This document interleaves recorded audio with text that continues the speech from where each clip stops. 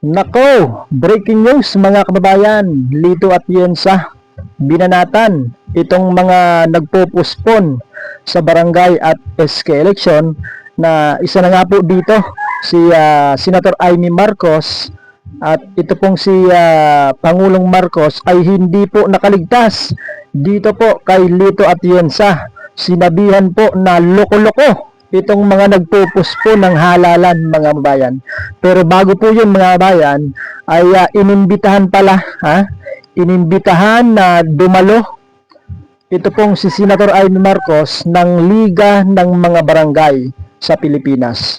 Ito po, post ni Senator Amy Marcos 22 hours ago. Ito po yung kanyang sabi dito sa kanyang post.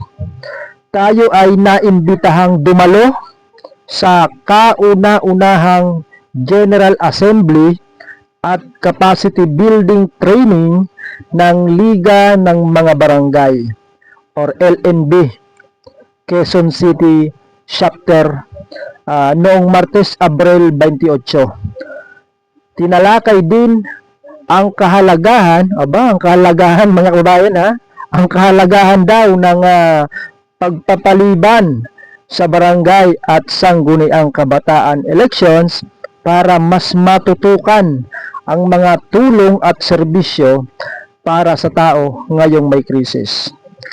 Nabanggit pala ni dito ni Senator Amy Marcos na tinalakay daw yung kahalagahan ng isinusulong na panukala tungkol po sa pagpapaliban ng barangay at sangguniang kabataan election. So, kung kayo pang tatanungin mga bayan, may kahalagahan ba? Ano nga ba yung nakikita ninyong kahalagahan ng pagpupuspon ng barangay at SK election? So, alin yung mas mahalaga mga bayan? Yung ipuspon ng barangay at SK election para ma-extend yung termino ng atin pong mga barangay officials, o yung mas mahalaga mga bayan, yung karapatan ng taong bayan na pumili bumoto ng mga leader sa kanilang barangay. So kapag napuspon yung halalan mga bayan, isa lang ang ibig sabihin niyan. Tinatanggalan ng karapatan yung taong bayan na pumili ng kanilang leader sa kanilang barangay. So ito po mga babayan, yung talumpati ni Senator Amy Marcos noong siya po ay inimbitahan ng Liga ng mga Barangay sa Pilipinas. Ever since naman si Sen Amy very consistent sa atin. Panahon ng eleksyon o hindi, lagi nandyan sa atin. Ito talaga tunay na nagmamalasakit sa barangay, mula sa kabataang barangay hanggang ngayon na senador na siya, ang ating minamahal, our dear Senator Amy Marcos.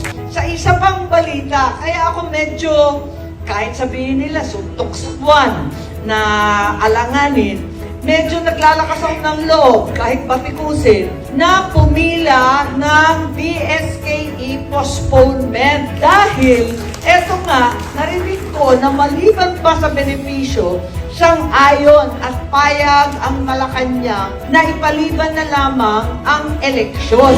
So ayan mga kabayan, narinig po ninyo itong si Senator Amy Marcos sa kanyang talumpati na siya po ay nagtatyaga na pumila doon sa kanyang panukala mga kababayan. Kahit na daw siya po ay batikusin, ay talagang nagtatyaga po siya para doon sa kanyang panukala na postponement ng barangay at sangguniang kabataan election. So ito na nga mga bayan, binatikos at talagang binanatan ni Lito Atienza ito pong mga nagpupuspon dito po sa barangay at SK election. So ito po, panoorin po natin si Lito Atienza. Huwag kang pumayag sa barangay cancellation. Ngayon, sisirain pa natin yung ating democracy. Ipopospone natin ang mga eleksyon. Kakansilayin natin ang mga eleksyon. Mga luko-luko ito, mga ito. Akala nila, palagi nilang mabobola ang mga tao. You can fool some of the people some of the time, but not all the people all the time. Napatunayan yan sa EDSA 1. Pumutok na ang katotohanan nagsiklab ang damdamin ng bayan, inalis sa pwesto ang diktador ng mga panahon yon. At ay ni Bongbong yan, si Presidente Ferdinand Marcos Sr. Bawiin mo naman magandang pangalan ninyo kung gusto mong mag-iwan ka ng magandang alaala. Huwag kang pumayag sa barangay cancellation. Huwag mo ipagpatuloy yung sinimulan ng mga pangulo. Sila lang ang nakikinabang sa langis ng bayan. Isauli mo ang ginto ng bansa.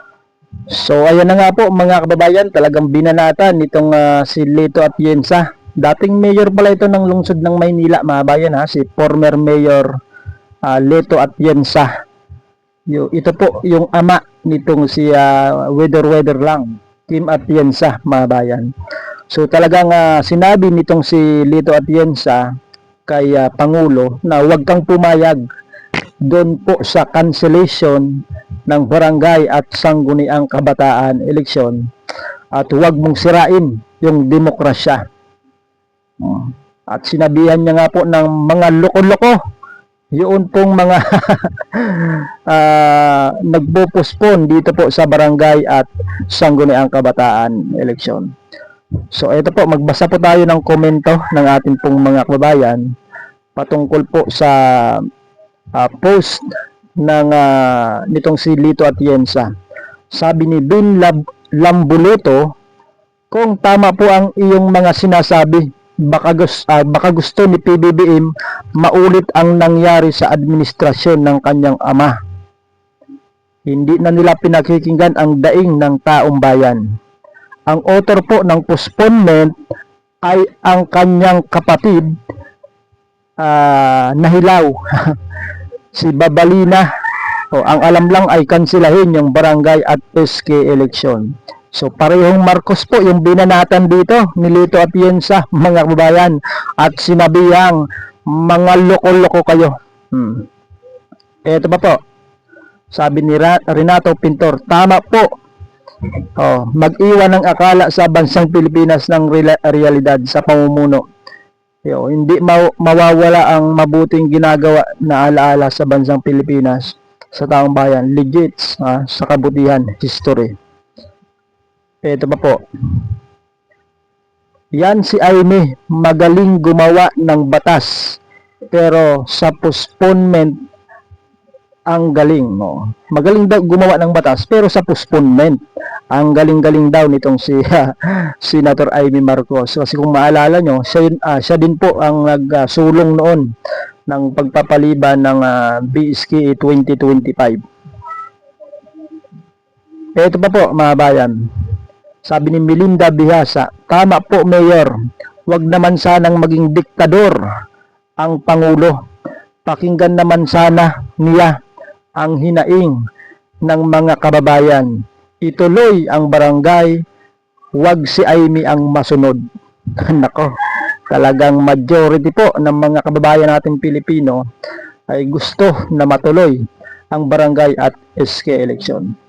So, abangan na lang po natin mga kababayan kung ano po yung kahihinatnan, kung matutuloy ba o hindi itong pagdaraos ng barangay at SK election na nakatakda nga pong gawin ngayong Nobyembre 2 sa taong kasalukuyan 2026.